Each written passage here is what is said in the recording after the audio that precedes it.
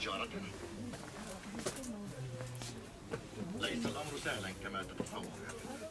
Depuis leur apparition dans les années 1980, les librairies se sont diversifiées en produits médias. Initialement dominées par des maisons d'édition moyen-orientales comme Al-Bourak, elles se sont diversifiées notamment avec le développement des maisons d'édition françaises comme Tahwid, créées dans les années 1990 à Lyon par l'Union des jeunes musulmans. Cohabitent ainsi des ouvrages traduits de l'arabe et des ouvrages directement écrits en français. Aujourd'hui, les librairies islamiques sont majoritairement francophones et s'adressent à un nouveau public, les enfants et les femmes. Dans cette librairie sur 6 rayonnages et têtes de gondole, de 3 mètres de long et 2 mètres de hauteur, 5 sont en français. 2 sont consacrés aux enfants, 2 aux lectures générales, 1 aux femmes, 1 aux ouvrages en arabe. Ces ouvrages reflètent une vision de l'islam parfois très différente de celle que mes parents m'ont appris. Ce n'est pas seulement pratiquer l'islam, mais vivre l'islam intégralement. Ces librairies sont généralement achalandées d'ouvrages salafis. Ici, le frère musulman Ahmed Miktar explique que l'islam est un mode de vie. C'est ta pratique de musulman qui permet que tu sois louable. Ce n'est pas un titre, l'islam.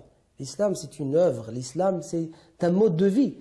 L'islam, c'est une matière à utiliser pour vivre. C'est ça l'islam.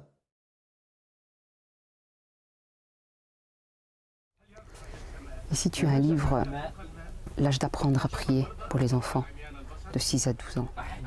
Donc, ils expliquent aux enfants comment faire les ablutions, comment mettre son voile.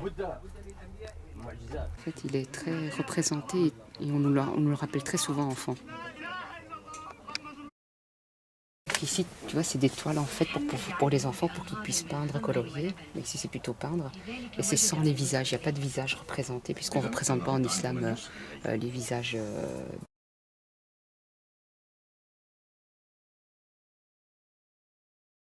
Ouais, ici, il y a beaucoup sur le paradis et l'enfer. Il y a aussi sur l'illicite, ce qui est licite ou illicite en islam.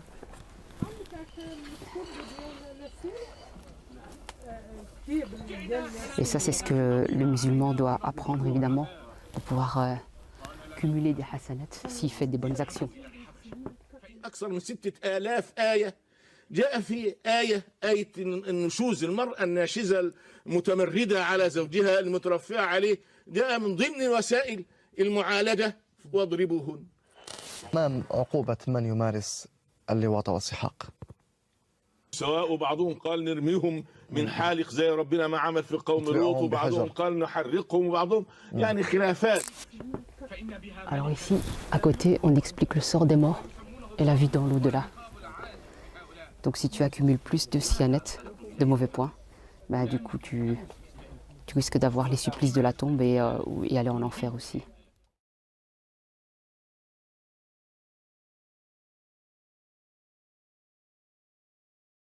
Quiconque introduit dans l'islam, c'est-à-dire dans la vie des gens, il introduit une pratique louable, il aura sa propre récompense à lui et la récompense de tous ceux qui vont faire comme lui le jour de la résurrection.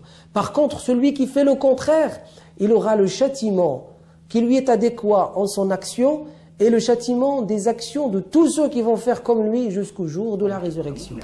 Alors ici, par exemple, tu as justement le livre, donc les supplices de la tombe. Et ça, c'est très très important. C'est ce qui est expliqué en fait quand tu meurs et que tu es dans la tombe, comment ça va se passer. Et ça permet aussi de faire peur aux gens pour bien montrer ce qui les attend dans l'au-delà. Et avant même d'arriver à l'au-delà.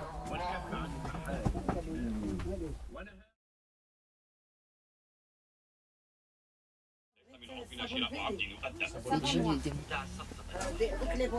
Ah oui, yarhamouallah. Ah, j'ai pas fait attention.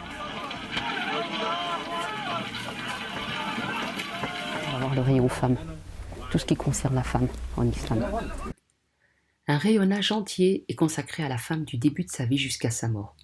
On lui apprend les rituels, mettre le voile, ce qu'elle doit faire ou ne pas faire quand elle a ses règles, qui elle peut épouser ou non, comment s'occuper des enfants, comment se comporter avec son mari au quotidien. Et beaucoup plus que cela, il faut lui dicter sa personnalité. Prenons le livre intitulé « La personnalité de la musulmane ». Je cite « Elle peut être pieuse en matière de culte, irréprochable sur le plan personnel, mais son relationnel peut laisser à désirer. Elle peut être aux petits soins pour ses enfants, mais oublier ses parents, être introvertie sur sa petite famille, mais délaisser les affaires de la communauté. Il faut donc lui indiquer comment se comportaient les premières musulmanes pour qu'elle équilibre les différents domaines de la vie de l'être humain. Fin de citation. C'est-à-dire, au fond, s'occuper de sa famille autant que de l'Oumma, la communauté des croyants. Elle doit être active pour la communauté. Ses qualités propres de femme et son rôle sont extrêmement valorisés pour la dawa, la prédication et le prosélytisme. Alors, on a ici la citadelle pour les petits musulmans. Donc c'est des petites phrases qu'il doit pouvoir dire quand il rentre dans une pièce, quand il sort dans une pièce pour le protéger. Assalamu alaikum. Aujourd'hui, nous allons apprendre bi'idhnillah, les doigts à prononcer avant de rentrer aux toilettes, puis après en être sorti. عن أنس بن مالك رضي الله عنه قال Allah, c'est ainsi que doit être le croyant. Dès qu'il apprend quelque chose de nouveau dans sa religion, il doit s'empresser de le mettre en pratique. Voulez-vous que je vous indique une façon de gagner encore plus de hasanat? Oui, oui. Et on a la même chose pour les adultes, la citadelle du musulman de poche que les femmes prennent avec elles. Et quand tu rentres chez toi, dans une toilette, quand tu en sors, quand tu vas rendre visite à un voisin, à l'hôpital. Donc pour chaque cas, on a des petits versets à pouvoir à lire qui nous permettent de nous protéger du shaitan, etc.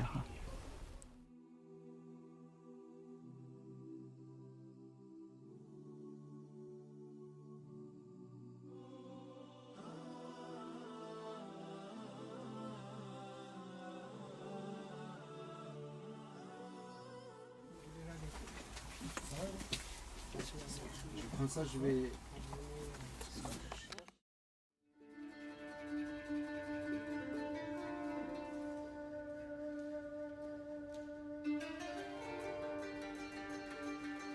Je dédie ce film aux femmes de ma famille qui ont vécu leur foi dans les montagnes du Rif, loin de ces livres camisoles, où même les enfants n'ont plus de visage, à tous celles et ceux qui luttent contre l'islamisme.